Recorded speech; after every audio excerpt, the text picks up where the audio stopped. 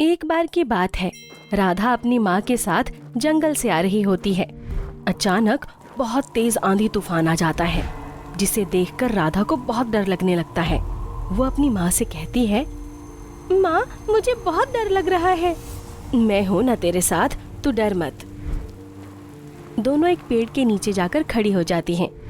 थोड़ी देर बाद बारिश कम होने लगती है, जिसे देखकर माँ कहती है, राधा ये बारिश रुकेगी नहीं। एक काम करते हैं, धीरे धीरे घर चलते हैं। थोड़ा बहुत भीग जाएंगे तो कोई बात नहीं। जैसे जैसे दोनों भीगते हुए घर की तरफ चल रहे होते हैं, तभी एक लड़का सामने से आता है। बचाओ बचाओ, उस भेड़िए से मुझे बचाओ। ऐसा कहकर वो गिर जाता है। ये सब देखकर राधा और उसकी माँ उस लड़के को होश में लाने की कोशिश करती है, पर उसे होश नहीं आता है। दोनों जैसे तैसे उस लड़के को अपने साथ घर ले आती हैं। थोड़ी देर में उसे होश आ जाता है। होश आते ही, मैं यहाँ कैसे आ गया? ये सुनकर राधा और उसकी माँ उसे सारी बातें बताती है। और राधा की माँ उससे उसका नाम पूछते हुए कहती है, बेटा तुम्हारा नाम क्या है? तुम्हें पहले तो यहाँ नहीं देखा मैंने। मेरा नाम अजय है। मैं यहाँ घूमने के लिए आया था।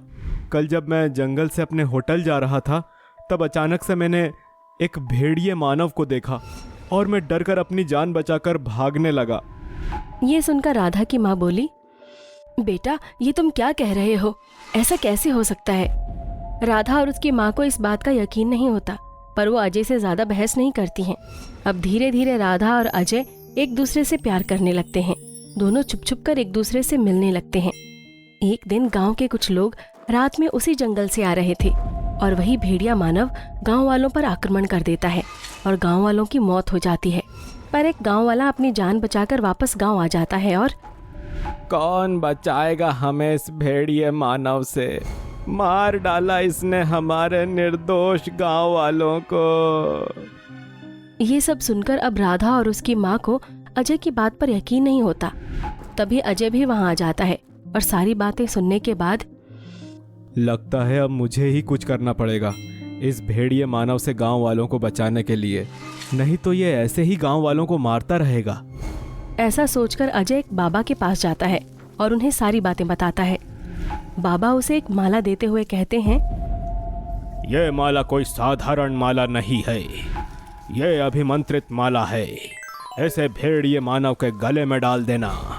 इस माला के डलते ही वो अपनी हिंसा छोड़ देगा और किसी की जान नहीं लेगा।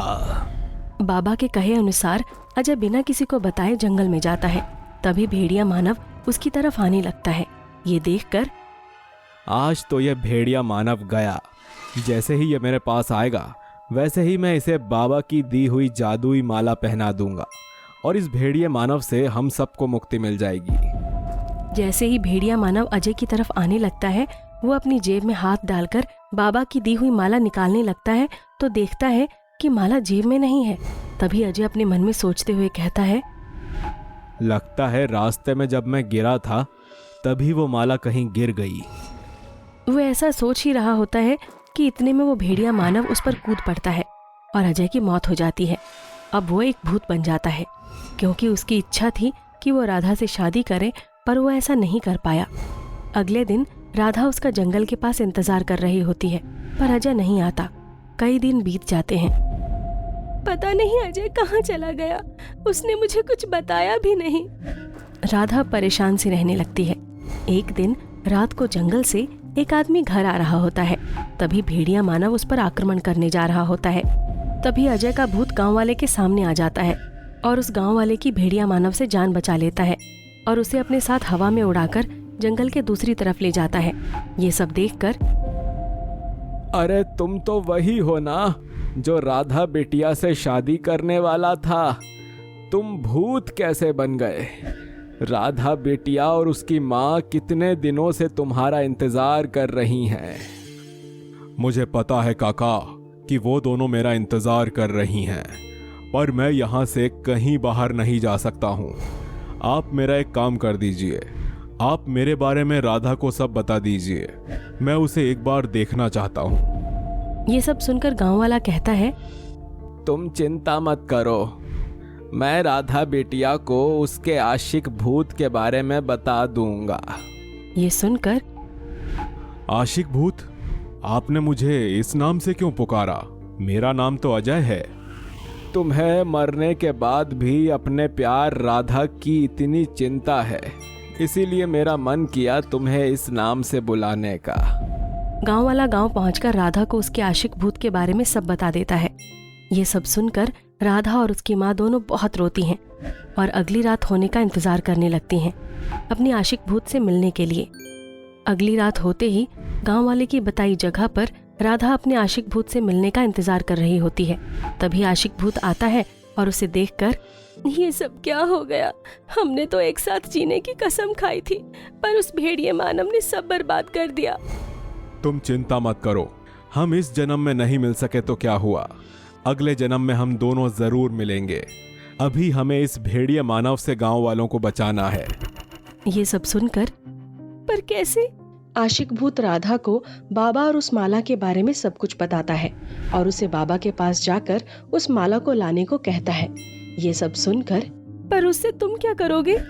तुम कल किसी गांव वाले के साथ आना। गांव वाले को देखकर भेड़िया मानव उस पर आक्रमण करेगा, तब मैं उसके साथ युद्ध करूंगा।